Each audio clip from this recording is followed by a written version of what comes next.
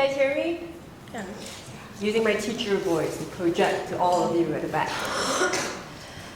So thank you so much to Lisa and Irina for having me today. I'm really glad to see so many excited faces to help reform Wikipedia, which is probably the most influential thing that is on the internet or in our knowledge base today. So today, first, before we get down into actually editing Wikipedia, I'd like to talk to you a little bit about how the Rewriting Wikipedia project and the Global Women Write-ins, which we are doing today, are part of the Post-Colonial Digital Humanities project. So Post-Colonial Digital Humanities is a website that I started with a colleague of mine, Rafika Risam of Salem State University. And what we are really interested in looking at is not to just take a very canonical look at the digital humanities, but to see how race, technology, gender all inflect the digital and the digital humanities especially.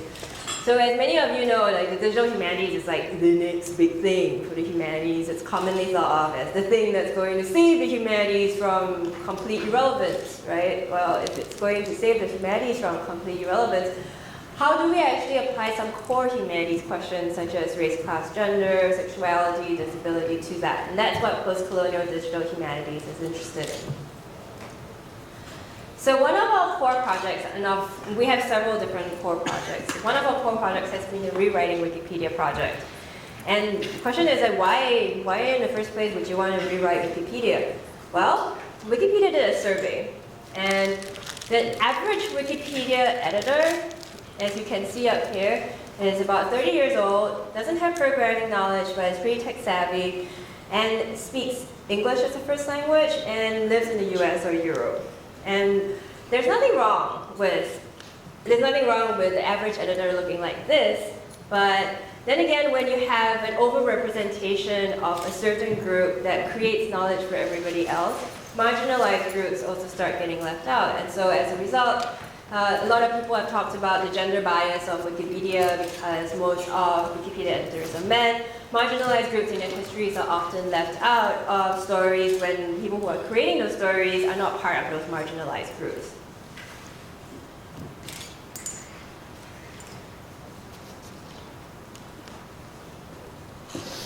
So this comic was, we published this comic, this post-colonial digital humanities comic, right before the first Global Women Write-in. And the comic says, Wikipedia and the politics of gender categorization. So this guy is saying to these other people, I'm sorry, there isn't any more space in the main Wikipedia category American novelist. Maybe you can join the American women novelist category instead. And this actually relates to something that actually happened in 2012. Does anybody have any idea what happened in 2012 regarding Amanda Filipacci and American women novelists? It was so long ago, it was about 2 years ago. So Amanda Filipacci is a writer for the New York Times. She discovered, while looking at Wikipedia, that there had been a very hardworking Wikipedia editor that went through the entire list of categories the entire category of American writers, and started taking all the women writers from that category and putting them onto American women writers. So kind of like creating their own marked distinctive category. And she said that was a problem. Why aren't American women writers just considered part of American writers? And the comic strip that you kind of see here illustrates that, because if you see everybody who is behind the velvet ropes, they're all men, they're all white men, and everybody who is told that they can't be part of Beyond the Golden Ropes are not white men. So the comic kind of subtly illustrates what the discrepancy that Amanda Filipacci was pointing out. So our first Global Women Write-in was in April 2012, and we had a second one in March, and now we're having the third one this week. So it's running from Monday, the current GWWI is running from Monday to Thursday. That will end tomorrow, and we're trying to share our results on Twitter using the hashtag GWWI. The results of GWWI1. We had nodes at UCLA, Columbia, Barnard, Duke, Emory. Like we had lots of people taking part over Twitter, sharing their photos with us about what they were doing. And we had 31 participants, 18 pages created, 17 pages improved. And in March, we had face-to-face nodes at Emory, Columbia, and Texas, and we had 6 pages created and 24 improvements made. And today, we are in GWWI3, and we have nodes right here, yay! And at Kansas State University, at Richard Stockton College, where I'm from, College of New Jersey, and West Virginia University. Now, Rupika and I are really honored to be able to dedicate this Global Women Write-In to the memory of Adrienne Waitwitz. And Adrienne Waitwitz was a good friend of ours, a colleague of ours who was an active Wikipedian and one of the most important advocates for the use of Wikipedia in higher education, as well as the increasing and improvement of content of women on Wikipedia. And she was also an active member of FemTechNet and HISTAC. So I would like you guys to join me in a short, brief movement of silence for Adrienne.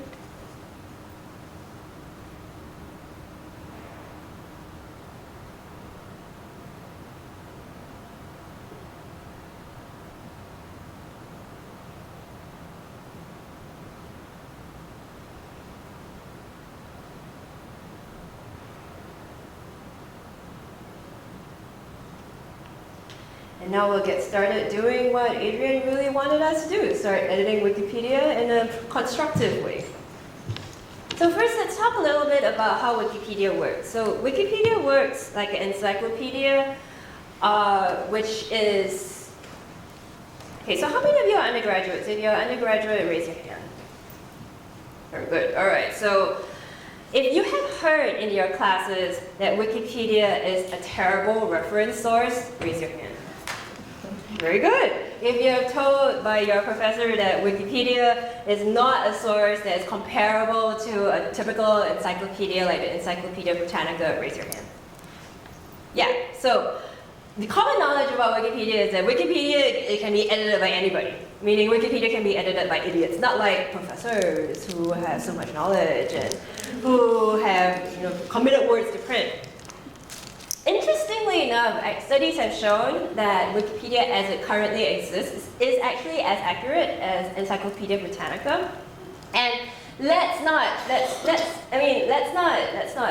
kid ourselves, right? The first thing when you don't know something, when you want to look up something, you're not going to go through JSTOR or Project Muse or go through the entire library catalog system to find something. You're going to go to Wikipedia. And it's not just you guys that are going to Wikipedia, your professors are also going to Wikipedia, whether or not they tell you that. And so this is one of the things why post-colonial digital humanities decided that Wikipedia was so important, because it's such a growing and important and potentially democratic knowledge source, because we all have the potential to contribute to Wikipedia. All we need to do is sign up for an account and actually make some good changes to Wikipedia, helpful constructive changes to Wikipedia. Now, you would think, on the one hand, that Wikipedia's knowledge would be very different from something like Encyclopedia Britannica because it's digital, it's edited by anyone versus edited by specialists. But actually, no, Wikipedia, in many, many ways, simply reproduces the knowledge that's already in print. And this is what I mean by Wikipedia's conservatism. So, there are 2 major tenets that govern Wikipedia.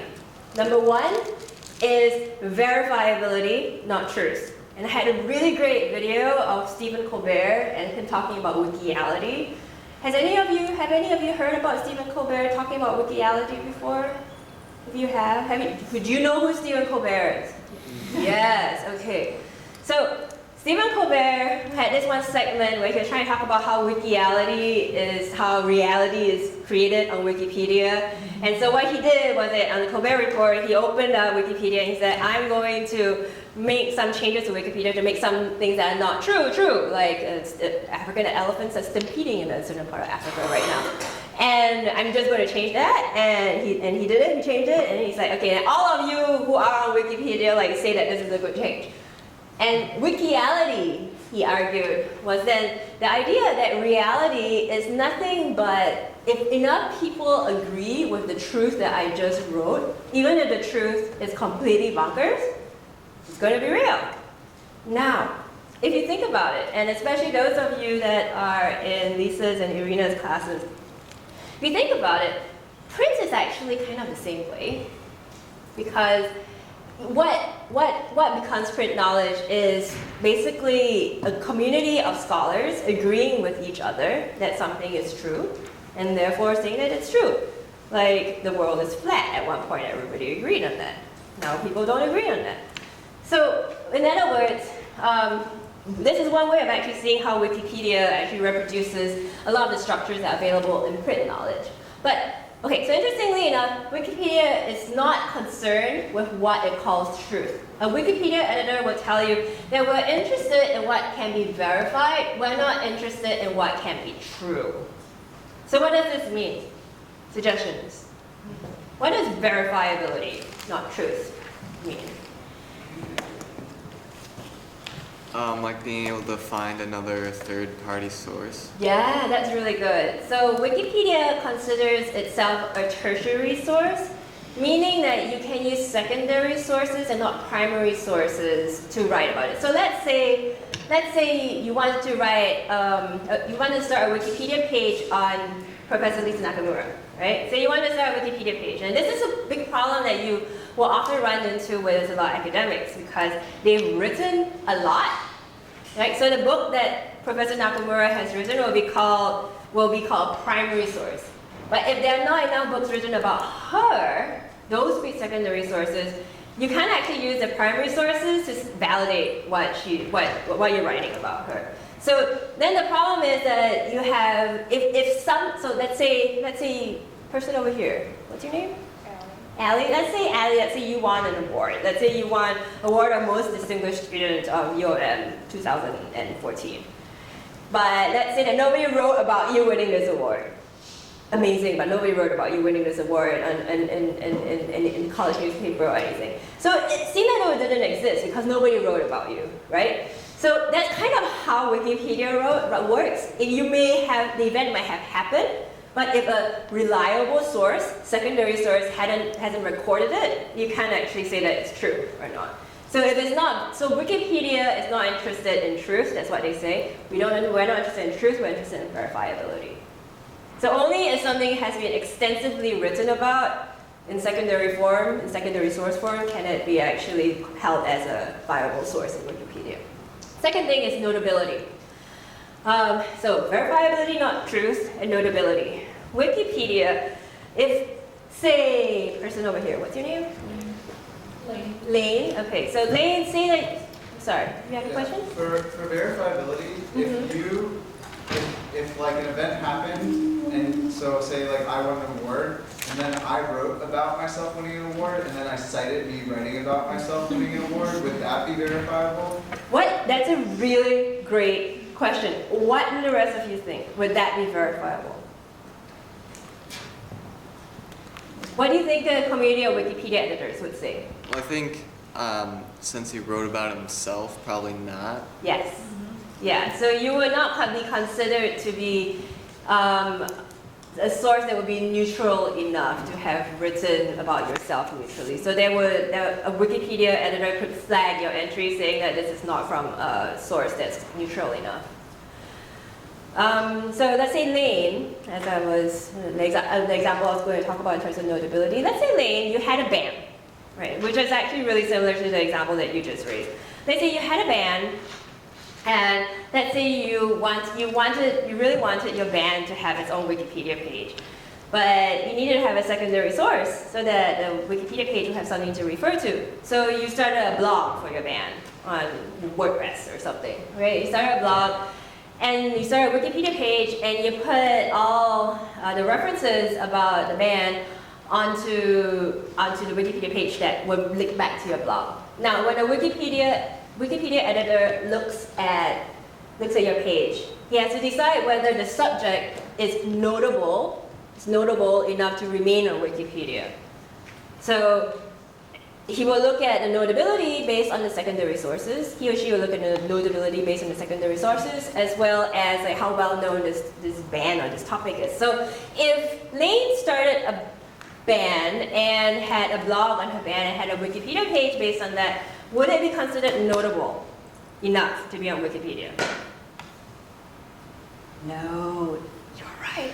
The answer is no. And so these two things also kind of tell you how a lot of the biases that exist in the print world are replicated in the digital world. So a lot of the professors that you work with probably are interested in talking about lesser known writers, lesser known intellectuals of color, important people of color in history.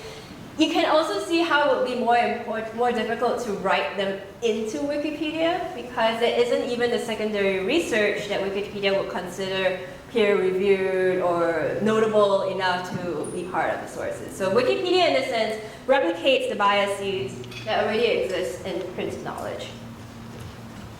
Now, what I want you to think about today is to try to work on making your entries sticky. And what I mean by sticky is having them actually not be deleted, making them good enough so that they will stand the test of time. So what makes your entry sticky? First of all, anything your college professor would accept happily as a source in one of your research papers, so would a Wikipedia editor. So, what's your name? Eliza? Eliza? Yeah. And what's your name? Joey. Okay, so say Joey had a blog and you and Eliza used his blog as a citation. Would that count as a good source, a good reference source? No. Why? Because it's not reputable. It's not reputable. It's not considered to be fact checked. Now, it could be different. Let's say Joey was a really important professor somewhere, and he had written tons of peer-reviewed stuff, and people would maybe consider his personal blog to be something of repute. So it really depends, and this is a source of contention among Wikipedia itself, editors themselves. So, but first of all, whatever you think your college professor would think was a good citation, you can use that in Wikipedia. Second of all, if you create a new Wikipedia page, if you reference a lot of other Wikipedia pages in your Wikipedia page, that helps your entry to stick and become known as more important. And another important thing to think about is as you're writing Wikipedia and creating pages, don't edit a whole bunch of text and then hit save. It's better for you to maybe change one sentence, write what you changed about that sentence, and then write another sentence, and write what you changed about that sentence, and keep saving multiple drafts of your edits, like small edits, so that when the editor has a problem with something that you did, they can just go to one particular edit and undo it, rather than a whole bunch of edits that you've done.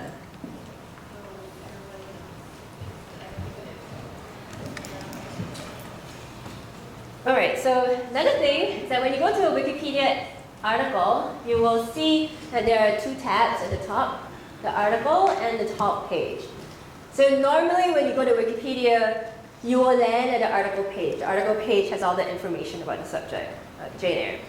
The top page, however, is where people will start discussions if a controversy arises or a dispute arises about something on the page. If something is disputed, if something needs more citation, documentation, the top page is where all that occurs. And that's where, if you have a disagreement with the editor, you should not put it on the article page itself, but on the top page. So it will be the second tab.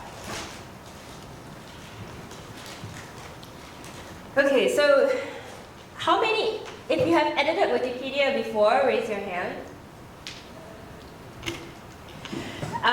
Since most of you have not edited Wikipedia before, I would advise you today, the best thing to do would be to look at the list of sources that we have, pages that need editing, pages that need annotation, and just do small, minor good faith edits. And good faith edits would mean like that these edits that show that you're a productive member of Wikipedia, not a vandal that's going to come in and create a lot of drama. Because there are people that come in and try to mess up stuff in Wikipedia.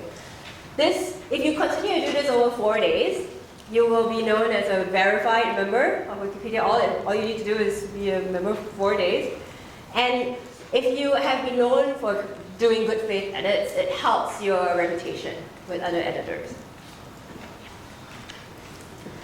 So let's begin.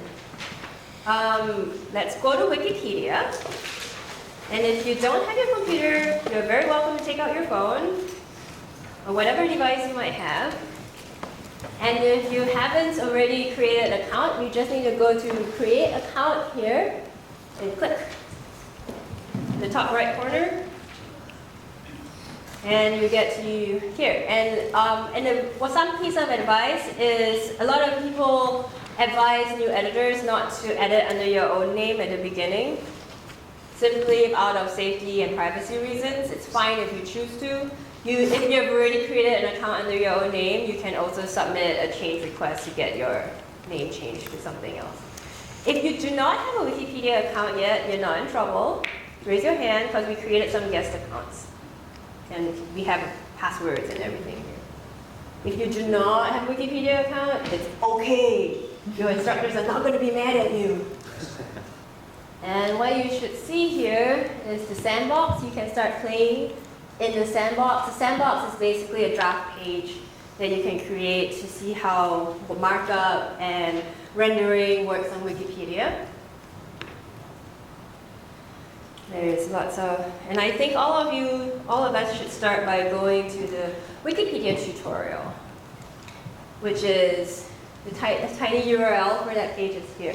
tinyurl.com/wikiptutorial. That kind of leads you through how to edit Wikipedia. And you guys can all get started, and I will raise your hand if you have issues, and I'll come and help you guys.